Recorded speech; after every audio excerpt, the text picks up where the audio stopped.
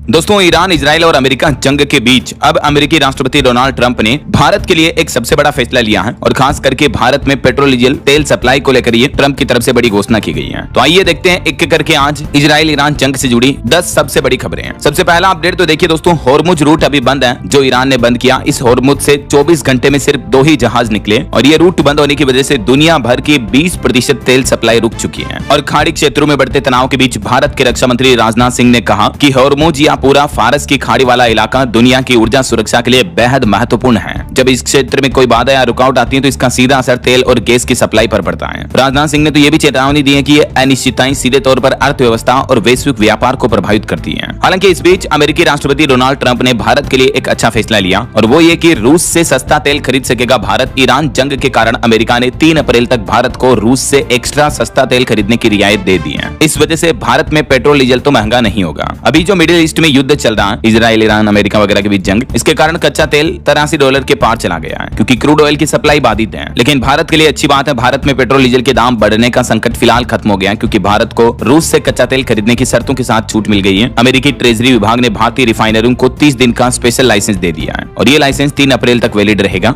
America के treasury सचिव Scott Bessent ने 6 मार्च को बताया कि राष्ट्रपति ट्रंप के ऊर्जा एजेंडे के तहत यह अस्थायी कदम उठाया गया है। ये देख सकते हैं आप, अमेरिका के द्वारा इस बारे में ट्वीट भी किया गया ट्रेजरी सेक्रेटरी स्कॉट बेसेंट की तरफ से। हालांकि इसमें यह भी शर्त रखी गई है कि 5 मार्च तक लोड हुए जहाजों का ही तेल खरीद सकेंगे। ये एक कंडीशन होगी इसमें।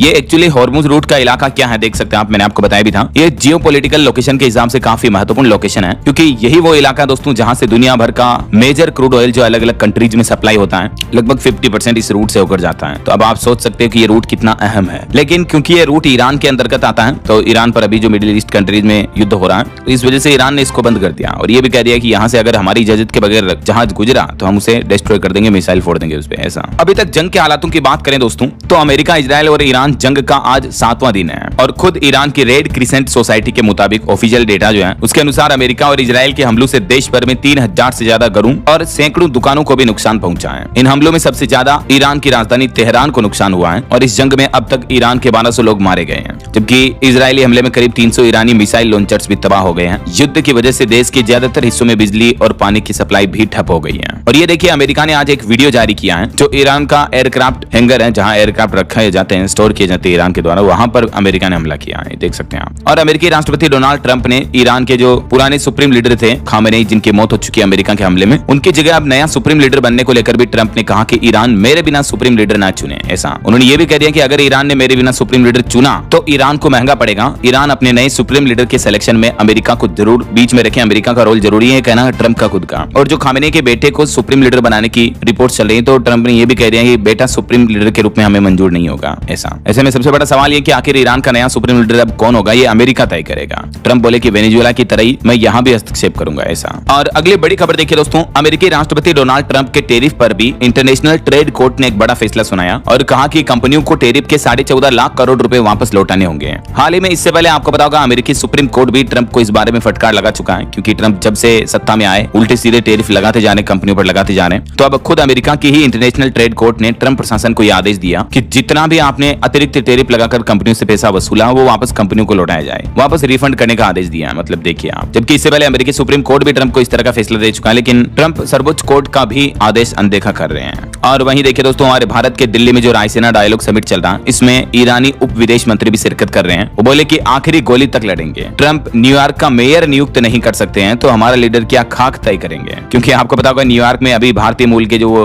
मेयर बने थे जोहरान ममदानी, तो उनके चयन पर कटाक्ष मारते हुए ईरान के डिप्टी विदेश मंत्री सईद खतीबजादेह ने दिल्ली में चल रहे रायसीना डायलॉग समिट में अपने संबोधन में कहा कि तेहरान के पास अमेरिकी इजरायली हमले के खिलाफ देश की रक्षा के लिए बहादुरी से लड़ने के अलावा कोई दूसरा विकल्प नहीं है। वो बोले कि हमने कसम खाई है, देश आखिरी गोली और आखिरी सैनिक तक विरोध करेगा। और जो अमेरिकी राष्ट्रपति डोनाल्ड ट्रंप ईरान में नेतृत्व बदलने की बात करते हैं जबकि वे अपने ही देश में न्यूयॉर्क का मेयर तक नियुक्त नहीं कर सकते हैं, यह एक तरह का औपनिवेशिक जरिया है। वे अपने देश में लोकतंत्र की बात करते हैं लेकिन ईरान की लोकतांत्रिक सरकार को गिराना चाहते हैं। तो ये अंतरराष्ट्रीय लेवल पर भी बातचीतें चल रही हैं। हमारे भारत में भी ये आए तो अभी इन बातों पर चर्चा की। ऐसा चलिए अगला अपडेट देखिए, सोना चांदी के भाव पर बड़ी खबर आ रही दोस्तों। सोना 3 दिन में 8,000 रुपए तक सस्ता हुआ, अभी 1,59,000 रुपए प्रति 10 ग्राम पहुंच चुका है, जबकि चांदी 26,000 रुपए गिर गिरकर 2,63,000 रुपए प्रति किलो पर आ गई है। चांदी पिछले 36 दिन में 1.25 लाख रुपए के लगभग सस्ती हुई है। बाकी अलग अलग कैरेट के हिसाब से गोल्ड का प्राइस क्या चल रहा है, 14, 18, 22, 24 कैरेट्स भी आप इस टेबल में देख सकते हैं। वैसे तो अभी अंतरराष्ट्रीय लेवल पर तनाव का माहौल चल रहा है और ऐसे टेंशन भरे माहौल में सोना चांदी की कीमतें अक्सर बढ़ती हैं, लेकिन इस बार मार्केट में सेंटीमेंट्स कुछ अलग देखने को मिल रहे हैं। शेयर बाजार में लगातार दिनों दिन गिरावट आ रही है। आज ही देखिए भारतीय शेयर बाजार में फिर से 500 अंकों की गिरावट देखने को मिली। सेंसेक्स 79,500 पर चल रहा है। तो एक्चुअली स्टॉक मार्केट भी गिर रहा है। सोना चांदी, बिटकॉइन, क्रिप्टो करेंसी वगैरह सभी में बड़ा फॉल देखने को मिल रहा है। और अगली खबर देखिए, अमेरिका, इजराइल और ईरान युद्ध के बीच अबू धाबी में फंसी हुई है राजस्थान राज्य की एक बिजनेसमैन फैमिली भी। बोले कि फ्लाइट टिकट के रेट 2.5 लाख तक पहुंच चुकी है। होटल में रुकने के भी पैसे नहीं बचे अब तो।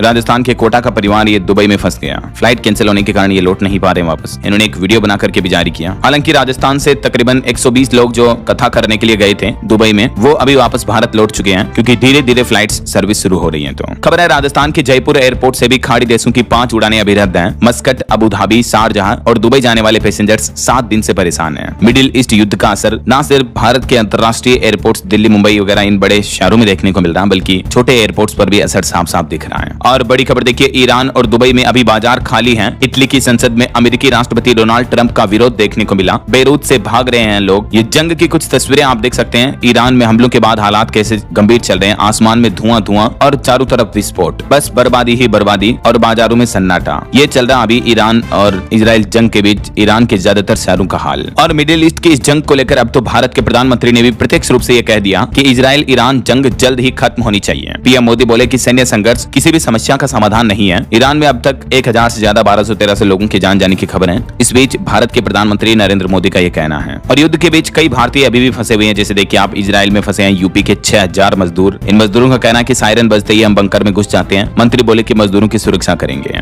वहीं खबर है कि इजराइल ने नष्ट किए ईरान के कई बैलिस्टिक मिसाइल लॉन्चर भी। IRGC ने भी दावा किया कि हमने हेरोन ड्रोन मार गिराया। ये वेस्ट एशिया के लाइव अपडेट्स आ रहे हैं, देख सकते हैं आप। और खबर है लंबे युद्ध के लिए ईरान तैयार है। IRGC ने अमेरिका और इजराइल इन दोनों देशों को नए हथियारों की चेतावनी दी और कहा कि दर्दनाक चोट मिलेगी। कुल मिलाकर ईरान पीछे हटने वालों में से नहीं दिख रहा है अभी तक की मौजूदा स्थितियों के मुताबिक। तो और आज जो भारत में रमजान के जुमे की नमाज है, इससे पहले घाटी, जम्मू कश्मीर वगैरह में भी सख्त पाबंदियां लगाई गई है। खामनेई की मौत के विरोध में पूरा कश्मीर सुलग रहा। अभी लाल चौक भी पूरी तरह से सील किया गया। ये देख सकते हैं, सन्नाटे की तस्वीरें भी हैं। तो ये तो ईरान इजराइल जंग का माहौल चल रहा है। और वहीं दोस्तों एक श्रद्धांजलि, बीते दिन एक बड़ा हादसा हो गया शाम के समय हमारे देश में। असम में वायुसेना का सुखोई फाइटर जेट क्रैश हो गया और इसमें दोनों पायलटों की मौत हो गई। बताया जा रहा है कि जोरहाट से 60 किलोमीटर दूर यह हादसा हुआ। सेना पायलटों और विमान दोनों की तलाश में जुटी है। सुखोई 30M के आई फाइटर जेट क्रैश हो गई। अचानक रडार से गायब हो गया था और इस हादसे में दोनों पायलटों की जान चली गई। ईश्वर इनकी आत्मा को शांति दे और इनके परिवार वालों को हिम्मत दे, हौसला दे। और इधर बिहार की राजनीति से बड़ी खबर देखिए, जेडीयू कार्यकर्ताओं ने पीएम के पोस्टर पर कालिक पोती। वर्तमान मुख्यमंत्री नीतीश के राज्यसभा जाने के विरोध में जेडीयू एमएलए समेत कई कार्यकर्ताओं ने विरोध प्रदर्शन किया। मुख्यमंत्री ने फिर सांसदों की मीटिंग भी बुलाई। विधायकों की भी मीटिंग हो रही है। अभी बिहार में राजनीतिक सियासत अभी काफी गर्म माहौल पर है। तो ये रहे दोस्तों आज के दिन भर के latest big breaking news update. उम्मीद आपको जरूर जाने मिला होगा और स्पेशली ईरान इजराइल जंग से जुड़ी बड़ी खबरें आपको